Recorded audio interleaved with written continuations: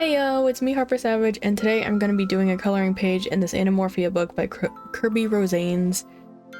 This is one of the first ones I've ever gotten. I have not worked in it yet by Kirby Rosanes. I hope I'm saying that right. And as you can see, I got it in the bargain section. So it's a little like beat up here and there. You can kind of tell the reflection. And the spine's already cracked. But here, let's get into it. I'm gonna be working on this page. As you can see, it says fill in the ram's horns with doodles. So I actually went ahead and did a sketch to see how I would want to do them. I want to incorporate elements from the coloring page into the horns. I have these very basic flowers that appear in the crown here. And I have the wheat. I think it's wheat. And mushrooms, of course, and there's mushrooms there. And these little poof things, they remind me of the soots from, Studio Ghibli or Ghibli. And they're here, they're, sprinkled in. And there's roses, and stars, and circles, and the scales are actually from this one fish. This is, my sketch design. I'm probably not going to repeat the pattern exactly on both of the horns. I'm probably gonna just, wing it for the other horn. So things might look a little different right now because it's actually several months since I did the outlines and stuff. Let's see, I think I did it back in April and it's now November, so that's a pretty big jump for me finishing this. My desk mat isn't here because it's in the middle of drying. And I zoomed in. But yeah, I believe last time I was saying I wasn't really happy with how some of the designs ended up in the horns, and I think that's why I put it off for so long, but we're gonna finish it up today. So I got paintbrushes, I got watercolors sitting here next to me, and some water and a towel, so we're just gonna go ahead and get right into it.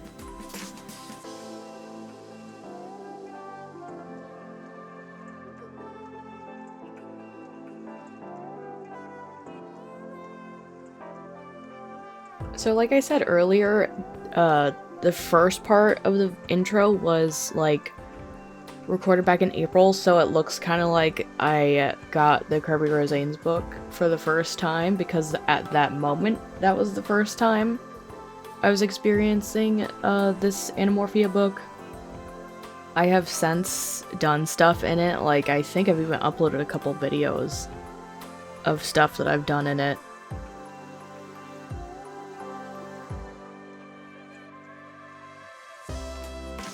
But yeah, it was forever ago when I did the outlines and the sketch and stuff, and now it's November.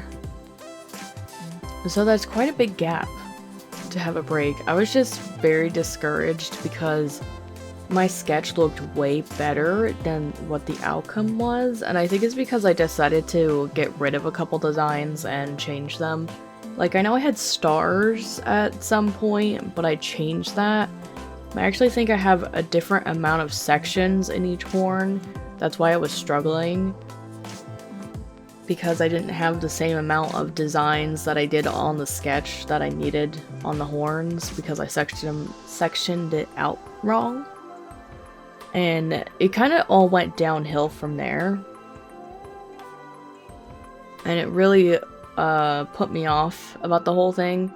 I especially don't like the vine leafy things I made on the left horn. They're right below the scales, and on the right horn, the right side I should say, they're right next to an empty space next to the little soot things. They were trying to mimic the leaves right next to the roses or next to the wheat on the other side, and it just didn't turn out like that. And I thought, well, you know what, when I paint it, it'll be better, and it just did not get better.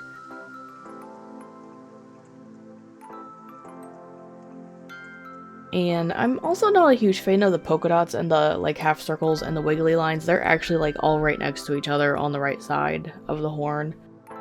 But yeah, those three design choices were not my favorite. I also don't like the stripes that I made. And the clouds. I didn't like because they didn't actually look like the puffs of smoke that Kirby made around the eyes, and I think I was trying to mimic that, and I have since gotten better at drawing smoky clouds kind of like that, because I have done a couple of illustrations with that similar technique. And I also changed the mushrooms up like completely in style when I drew them in, because they didn't match the ones that were in the picture.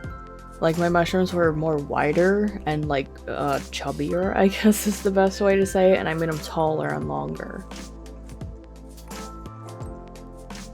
But overall, yeah, I was very disappointed in my prompt choices. I put this off for so long because of it.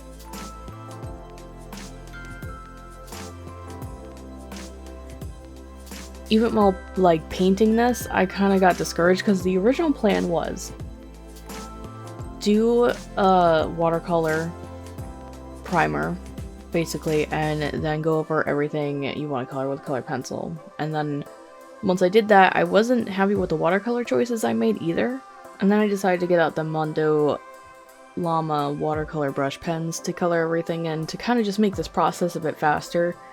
Because I had remembered the original recording was an hour long, and I was getting to a point where the footage was getting too long in the second session. So I was just like, let me get my Mondo Llamas out and like put another layer of stuff on here, and then I'll do color pencil. And then once I realized I didn't like how the Mondo Llama was looking, I was even more discouraged to keep going. I feel like the Mondo Llamas were way too bright for how desaturated my watercolor turned out. Like, I could have put more layers of watercolor on. I was just... I don't know, I just really wasn't feeling this whole thing after I did it. The worst part is, when I did the sketch for the horns, I was super excited, and I was like really into it, and that's why I wanted to do it, was because of the design and the horns that I had come up with.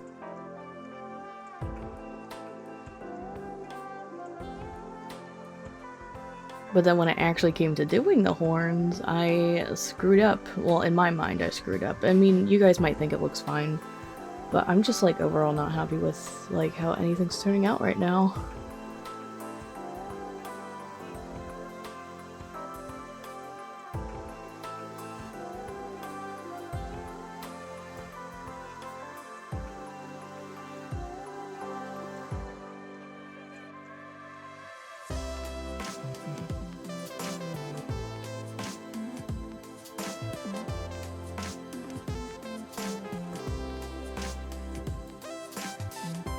And then I wasn't sure if I should make this like fall leaves or like green leaves, so I went with brown because right now it's fall, so I think I had intended everything to kind of be a brown color. Like, my original intent was the watercolor be all like warm colors, and then the color pencil I would color over top of the watercolor and leave some of it showing. Like, the highlights would be the watercolor. And it would, in my head, it looked awesome, and then I just got fed up with it by the time I was done. So I didn't go with that plan. Now these squiggly things, I think it's grass. I was mimicking the shapes in, like, on the top of the head. And I think it's supposed to be grass, I don't know.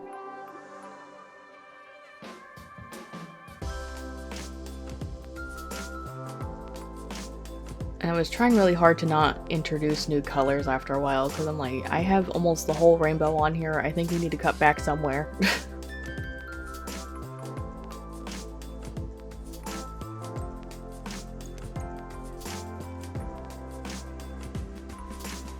And then I start coloring in the headpiece. I was avoiding that for the longest time because I didn't know what to do with it. So I did what any great artist would do, and I just used the colors that I already had used previously, and just, you know, was filling it in randomly just so that the same colors wouldn't touch each other.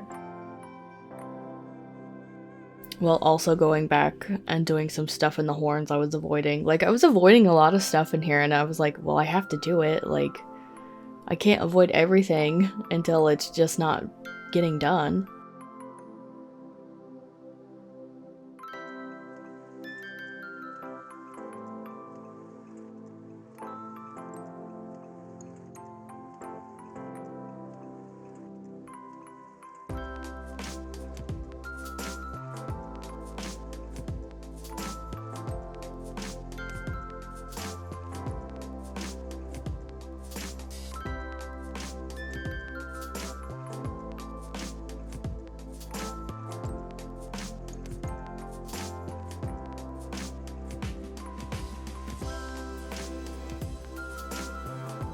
Man, I really don't like those stripes. I wish I had taken more time to figure out what to do with the extra spaces, but I was excited about this at first, like I had said, so I was like, let me just do this, it'll be fine, and then it wasn't fine. Now here's what I mean about like just reusing the same colors I had in my hand. I have no rhyme or reason to why I was coloring the headpiece the way I was. I think it would have looked okay if, like, the colors weren't so bright. If I had met somewhere in the middle with, like, the watercolors being so desaturated and the brush pens being so bright, I think it would have been a lot better.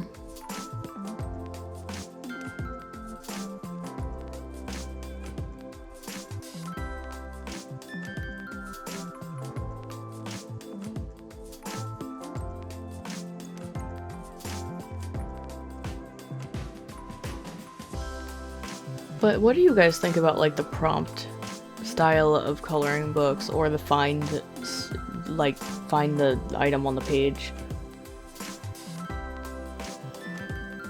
I know that I don't particularly like the find the thing on the page, because it usually has nothing to do with what's going on in the piece, but, like, I think Kirby kind of hides it pretty well because there's a lot of random stuff on the page. It's not just, like, that one item.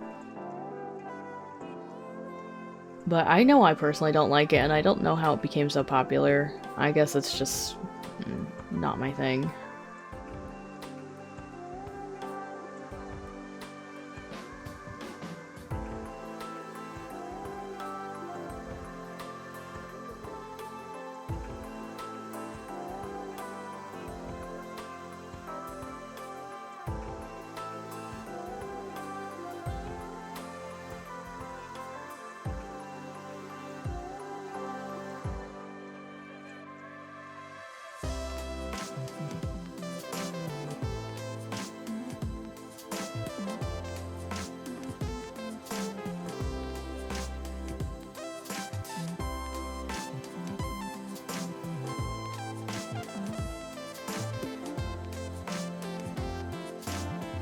Here I'm going in with my Faber-Castell Gold Faber color pencils. It looks like I'm doing nothing. I see it, I know. I saw it when I was recording, even. Like, it looks like I'm doing absolutely nothing to this page. But at my angle, I actually am, like, doing shading. It's not intense shading or anything, but I wanted to keep with my watercolor, my sad, dull watercolor look, and shade accordingly. But when I lift it up at the end, you'll see that there is shading there. Just because I was just so, like, over this by the time I got to, like, shading and stuff. I just didn't care anymore. I'm like, I just want to get this done. I want to get all my whips done before the end of the year so I can start out clean next year and not feel like I'm tied up doing other, like, whips that I was putting off. Because coloring is supposed to be fun, not a chore.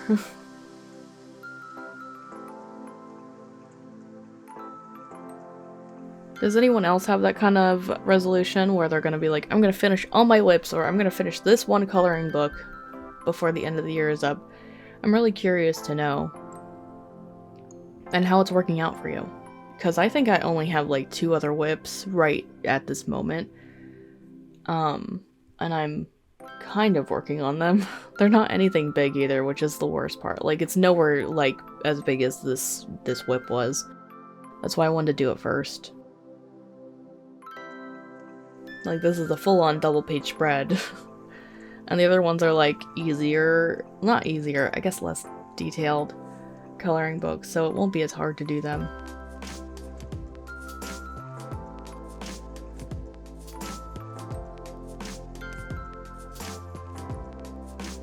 Alright, well, I think I'm done. I'm not, like, super duper happy with this or anything, but, I think I just want it to be done now, if that makes sense. I did what I did. I think it's done. It's not the worst, but it's not my favorite. I want to thank you guys so much for watching. Don't forget to do all the cool YouTube things of comment, liking, and subscribing, and I will see you in the next video. Bye-bye!